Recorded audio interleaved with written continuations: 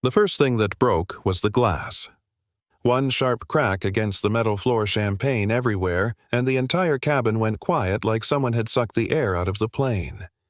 I remember thinking, wow, this is really happening. The head flight attendant was standing over me, lips tight, eyes cold, pointing like she'd already decided the verdict. "First class is for real customers," she said loud enough for everyone to hear. Not people pretending to belong, and yeah. That was the moment I knew this flight wasn't going to London. It was going somewhere else entirely. Let me rewind a bit because context matters. Earlier that morning, I walked into the airport wearing a hoodie, sneakers, hair pulled back with no effort whatsoever. Not because I didn't care, but because I was tired of caring. To most people, I probably looked like someone killing time between classes or crashing a red-eye after a rough week. What they didn't know was that I'd spent the last decade building a company from nothing, sleeping on couches, pitching to rooms that went quiet the second I walked in. And 48 hours earlier, I had quietly finalized the acquisition of Skyward Atlantic, the airline I was about to fly. No press, no announcements, just ink on paper. I didn't come dressed like a CEO because I didn't need to prove anything anymore. Or so I thought. At the check-in area, the priority lane was empty, wide open like an invitation. I stepped into it, boarding pass ready, and immediately heard someone bark, "Hey, miss!" A gate agent in a navy vest stepped in front of me, eyes flicking to my hoodie and nowhere else. "Economy line's back there. This lane's for first class." I smiled, polite, tired. "I know. I'm seat 1A. He laughed, actually laughed like I'd told a joke. "Yeah, that's not how upgrades work. Please don't block real passengers." And then a man in a tailored suit rolled up behind me, suitcase, gleaming watch catching the light. The agent's tone flipped instantly. "Of course, sir. Right this way." He waved him past me like I was invisible. That familiar burn hit my chest. The one that says, "Here we go again." I could have argued. I could have pulled rank. Instead, I handed over my phone. The scanner beeped green. Seat 1A. First class. The agent frowned, muttered something about glitches, and waved me through without an apology. Strike one. Inside the lounge, everything was quiet and beige and expensive. A receptionist smiled, actually smiled, offered me coffee and food and a place to sit. I took a corner seat and opened my laptop not to work but to observe. That was the deal. The board wanted first-hand insight. Declining service ratings. Whispers of discrimination. I was the perfect test case. Young enough to be underestimated. Casual enough to be dismissed. I typed notes, names, behavior, tone. By the time boarding was called, I already had a feeling the real test hadn't even started yet. At the aircraft door, 2 attendants stood greeting passengers. One was young, nervous eyes darting. The other, the lead attendant, was immaculate, hair sprayed into place, uniform pressed within an inch of its life.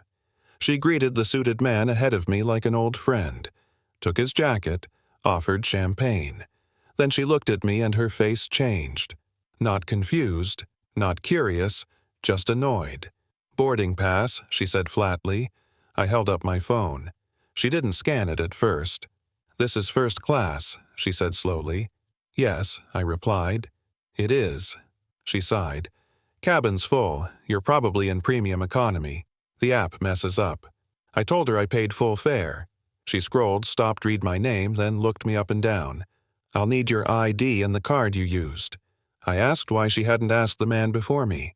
She snapped back about fraud and security. There it was. The accusation without saying the word. I handed over my ID. She checked it longer than necessary, then tossed it back. Seat 1A. Don't disturb anyone. I sat down, aware of the eyes on me. The man across the aisle muttered something about standards slipping. A junior attendant offered drinks. I asked for champagne. She reached for the glass and froze when the lead attendant's voice cut through the cabin. "Not for her. Give her juice." A plastic cup landed on my tray. In first class, in front of crystal glasses and linen napkins. I felt my jaw tighten, but I stayed quiet. Sometimes the best move is letting people show you exactly who they are. After takeoff, dinner orders began. She stopped at every seat except mine. I pressed the call button. "Oh," she said, fake, surprised. "I assumed you wouldn't be eating." I asked why. She leaned in and whispered something about last-minute upgrades and limited meals, offered me crackers. Then she added, "And take off the sunglasses. You look suspicious." That was the moment something inside me clicked.